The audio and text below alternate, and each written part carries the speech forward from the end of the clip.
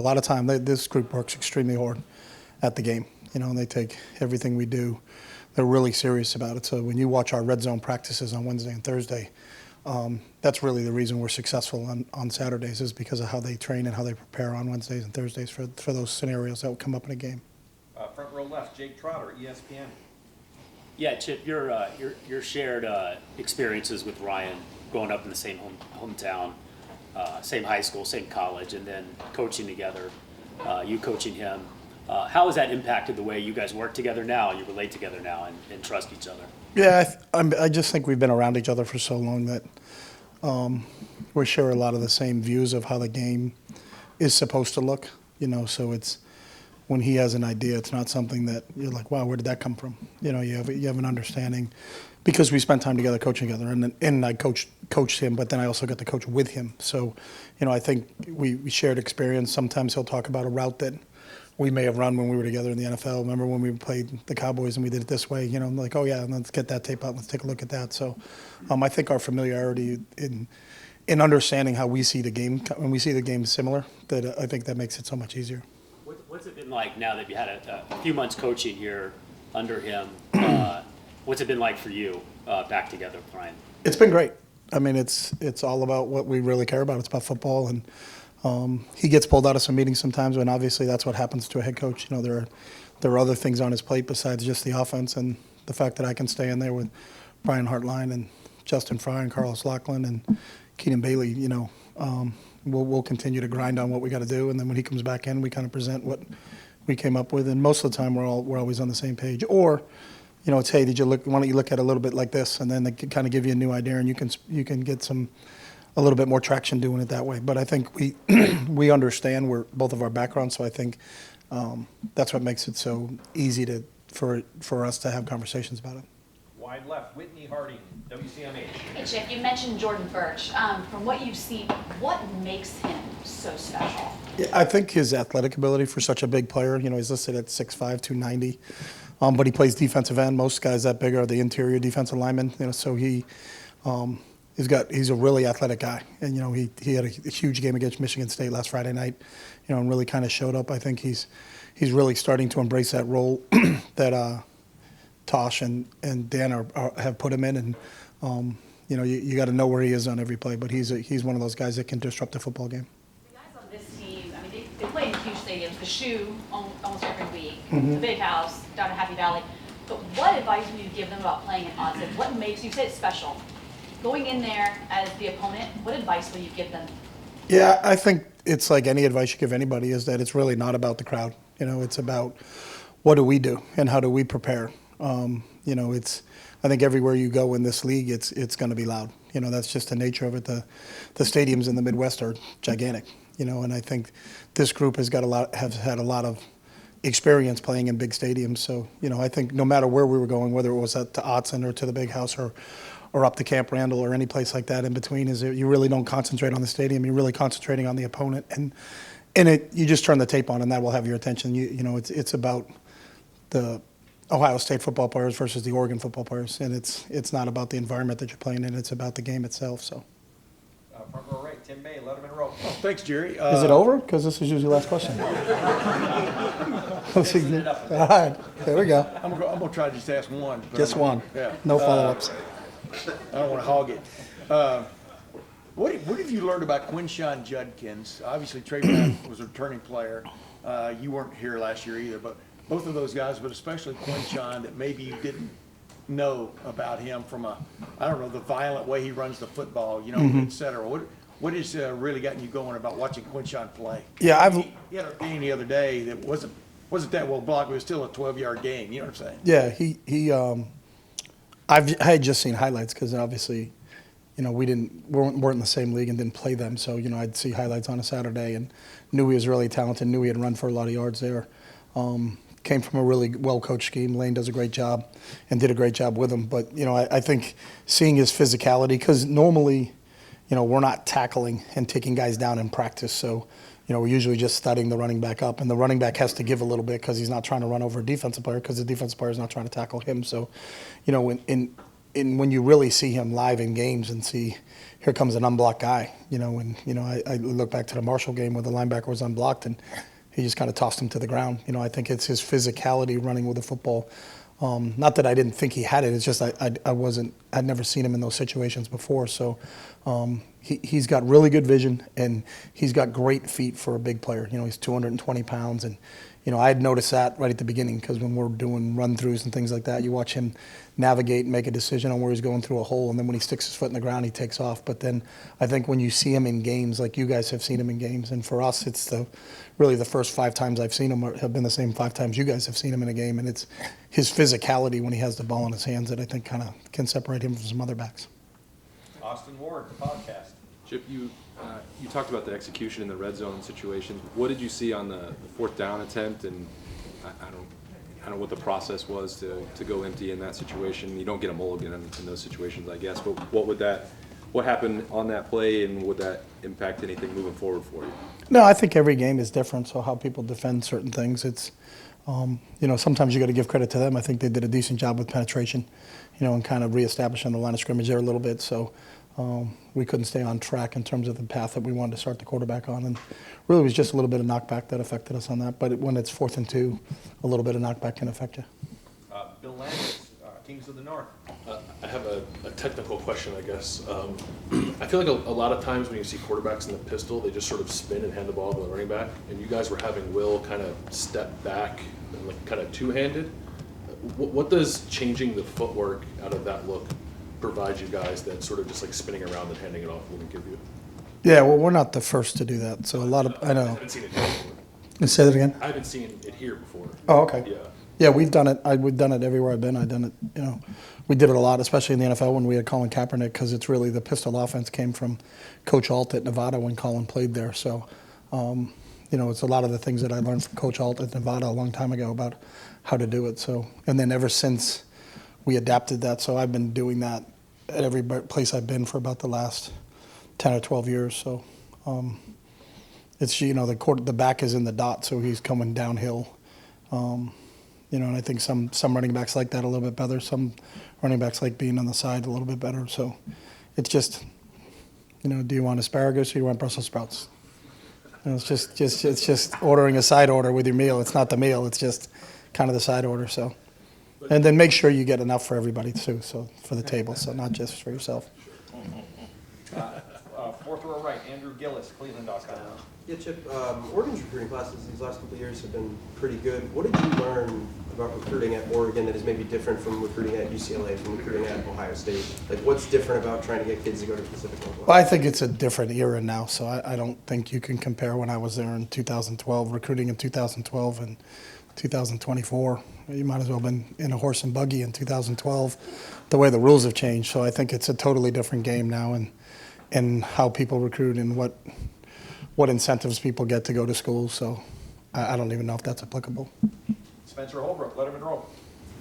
Chip, you faced Dan once as him at Oregon, you at UCLA. You guys had almost 450 yards. What did you like what you guys did against Dan, and what did you learn from facing Dan that you can kind of draw for this matchup against him again? Well, I can start with what I didn't like is that we were behind, so we threw the ball a lot more in that game because we were behind, and that's, sometimes I think if you just look at the statistics of a game and say, hey, you guys had X amount of offense, well, are they playing the same defense that they would play if it was a little bit closer score? And I don't know if that's the case when you go back and look at that game. We faced a lot of soft zones in the second half because we were down, so we had to throw the ball to try to get within a score or two, and we kind of made it a little bit closer at the end. So, they're really well coached. He comes from a really good coaching tree, starting with Coach Saban and Kirby at both Alabama and Georgia. So, they're going to be sound. They're going to move their front. They play very, very close in coverage. They're very sticky in their coverage in terms of challenging your receivers. And there's a lot on the plates of the linebackers, but I think their linebackers are really well coached, and I think they handle it really well. Right next door, Cameron T. Robinson, The Athletic. Chip, how did your time at Oregon maybe influence some of your creativity, whether offensively, running a program, anything like that? Well, I had a chance to work for a great head coach in Mike Bilotti when I was there for 2 years as an assistant. But more important than that, I think Mike's staff was together, a lot of those guys for 20 plus years, which was even a rarity back then. You know, Gary Campbell, when Gary retired at running back coach, he had been there for 30 some odd years. Nick Aliotti was 20 plus years. Steve Greatwood was 20 plus years. John Neal, 15 years. Tom Osborne, 15 years. Don Pelham, 20 plus years. So I came in and I was the youngest guy there and the least amount of time on staff, but there was such a wealth of knowledge from that coaching staff that you couldn't help but learn from those guys. And it was, and they welcomed me with open arms. So it was just a really cool experience for me to spend 2 years as an assistant before I became a head coach. And then when I became a head coach, those guys were all there with me. So it was like I had 5 or 6 other head coaches with me that kind of shepherded me along the way as we kept going. But the big thing there is that we had great players. You know, and the success we had when I was there was a direct correlation to how good our players were. Is, you know, you show me a coach with a good record, I'll show you a guy who's got a bunch of talented football players on the team, and that's what we had. So, but I learned a ton, not only from the coaches there, but from the players I had an opportunity to coach. Far right, Adam King, WBNS 10 TV. You've had a little bit of time at Ohio State now. It just, I don't, what's the differences between the university? I mean, you were at Oregon for a long time. When you think of Ohio State versus when you think of Oregon, what kind of goes through your mind? Yeah, nothing goes through my mind. And I don't mean it that way because I never think of that. Like, I learned a long time ago, I think it was Thomas Jefferson, that comparison is the thief of joy. And I don't compare my experience at one school to my experience at another school because, number one, I don't have time to do that. But number two, maybe when I retire, I can sit back and kind of think about it. But I don't really think about it. I just think of it. This game has given me so much, and it's been so special that I've had an opportunity, you know. I got a chance to coach at Oregon. Like, I would have never dreamed of that as a little kid. I got a chance to coach at the Ohio State. Like, wow. I mean, that's pretty special. So I think both of them are different. I think every experience is different just because all universities and the people that you deal with are different. But both places are really special to me, though. Are you excited to go back there? I am. I love my time there. I mean, it was – and I met so many great people, you know, besides the coaches and the players that I got a chance to coach, the Phil and Penny Knights and the Pat Kilkennys and Stephanie Kilkennys and Ed Miletus and so many people that care very deeply about that university. That's the one thing I can tell you about being there is the passion that those guys have for the University of Oregon is second to none. Just like the people here, their passion for this place is second to none. So I think there aren't many people that got a chance to coach at both places, and I just feel very fortunate that I could. So. Stefan Krajcnik, Cleveland.com. Ryan was talking about kind of the influence you had in his coaching career, helping him get jobs early on, and even talking about potentially coming to Oregon when he was younger in his coaching career. I guess what did you see from him, early in his coaching career that made you think that he had a chance to be a pretty good coach after a pretty good playing career? I think he's always had a really keen athletic mind. He could process things really fast. He was the catcher on the baseball team, the point guard on the basketball team, the quarterback of the football team. Always the guy that had to make decisions while he was a player. So I thought he naturally would transition into being a very good coach. And then just getting a chance to observe him early in his career, you knew, that guy has it.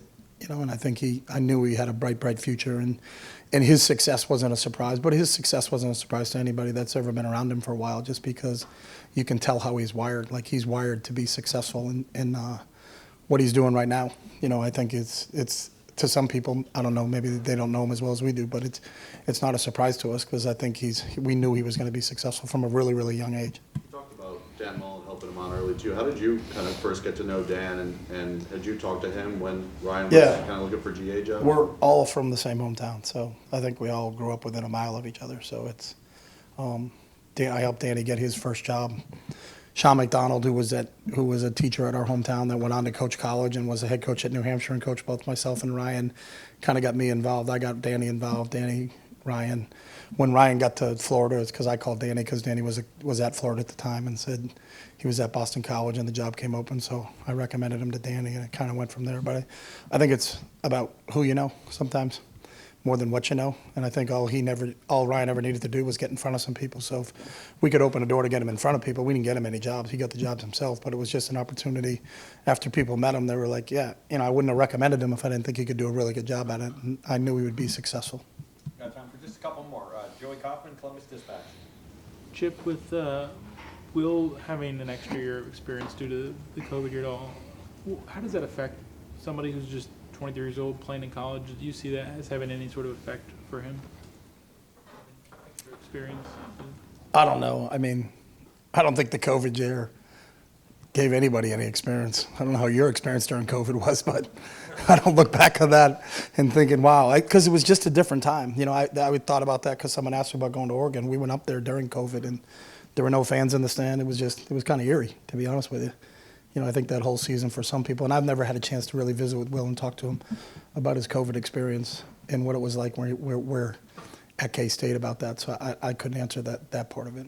More so just getting like the extra time, like. 'Cause Yeah, no, I think that's a really good point. I think the time is, and there's a lot of guys that got that, everybody got that extra year if they chose to take it. So I think that's benefited. You know, there are some kids, when you turn on a game, they're like seventh-year players. You know, Cam Rising, who I love, who's an unbelievable competitor at Utah, is, you know, he's in year 7, I think, at Utah. You know, and I think there's a lot to say to that because experience, you can't make that up. You know, that's something that has to be earned over time, and all those guys that got that extra year, I think that part of it benefited him. But I couldn't just talk to what his code, because I don't know if he played. Did he play during the COVID year at K-State?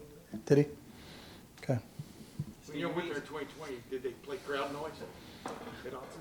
Yeah, they did that all throughout the Pac-12 at the time, but it was like the same crowd noise wherever you went. So if you went when we were at Colorado, it was just. And I don't know what it was like. On the West Coast, it was a lot different during COVID. So we had no fans, nothing in any of our venues. And it was just, I mean, we played a game on a Sunday morning at 9 a.m. against Cal because our game at Utah got canceled the day before. And it was because they didn't have enough players. And then Cal's game got canceled against Arizona State. So they said, why don't you guys play each other? And it's like, go meet in a park and let's go play. So it was just different. Stephen Means, Cleveland.com. Sounds like a fun way to schedule, prepare for a Yeah. game. College football player. I know he's obviously a lot older now. His demeanor and everything has changed. But do you remember the first big game you guys played with Ryan Day as your starting quarterback, and what maybe his demeanor was like heading into that game? Yeah, I think it was very similar. So he started, you know, right at the beginning. I think we opened up against Rhode Island, and he played really well in that opening game. But he's the same as he is now. He was very well prepared. You know, he knew what he was facing and knew who he was facing and studied it. Any advantage he could get from his preparation, he would take advantage of. And then he was just always just so competitive in every situation that, you know, the great thing about him is you never had to motivate him. You didn't have to say, hey, you got to get up. It's a Tuesday practice, and this is who we had. He was already like that, you know, because he's such an intrinsically motivated person that, you know, those are the guys that you love coaching because you don't have to spend a lot of time on things that aren't X and O's because he's already dialed in that way. How much of that actually comes with experience versus a guy, just as you're explaining with Ryan, that guy's just kind of built for a moment, regardless of how much experience he does or doesn't have? I think the experience helps you, but I do think there are some people that are built for the moment, and I've always felt that he was one of those guys. Pat Murphy, 24/7 Sports. Chip, you talked about the Oregon defense, or the Dan Lanning defense. What makes a Dan Lanning defense, and specifically the front that you talked about in the movement? Yeah. What are the keys that I only faced him one other time, so I haven't studied Dan to be able to say this is his hallmark traits of this. And it was 2 years ago because we didn't play him in 23, so I only played him in 22, and that was the first time we faced him. So, but I think there's movement involved in the front. You know, they move in and out of 3 down and 4 down. They can blitz you internally. They can blitz you from the edges. And I think there always seemed like they're close in coverage. Like there's not, you don't turn the tape on and see a lot of guys running free.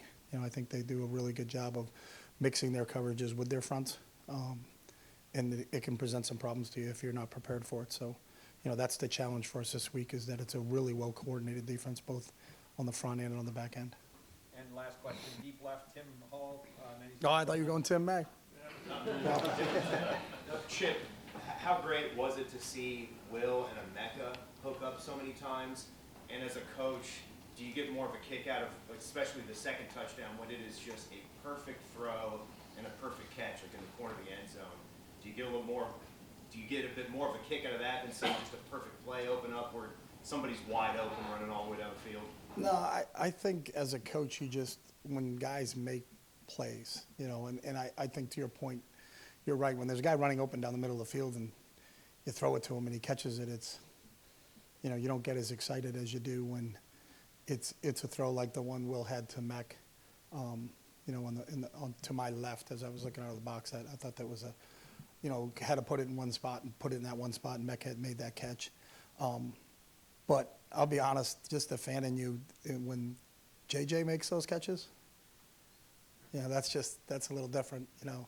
You'd like to take credit that, like, we do drills so that he can do that stuff.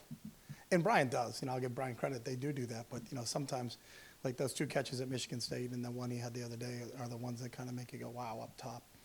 You know, those are, when I see someone do something spectacular like that, that probably not many other people can do, that kind of catches your eye also. But I think the plays that are executed, like you mentioned, you know, where it has to be a perfectly thrown ball and it can only be put in one spot, and that one spot's a difficult place to catch it, the way Mech did was, it's a credit to those guys. But I think it's what you see them do, as I alluded to earlier, on Wednesdays and Thursdays, you know, in our red zone periods is, you know, that was something that we really worked hard on in our red zone period, and they went out and executed it. Coach, thank you very much for your time. All right, thanks, guys.